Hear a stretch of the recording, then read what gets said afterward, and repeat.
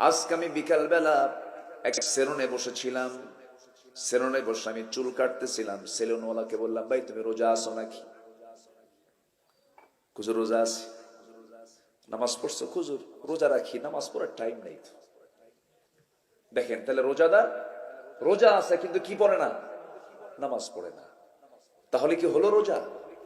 বলেন বলেন বলেন, প্রকৃত রোজাদার কি এমন হতে পারে?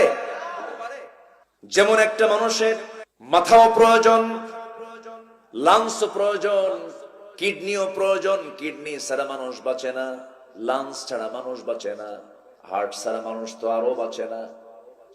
মাথাও লাগবে, কিন্তু কারো যদি হাত কেটে যায় সে বাঁচতে পারে, পা কেটে যায় বাঁচতে পারে, চোখ যদি অন্ধ হয়ে যায় বাঁচতে পারে।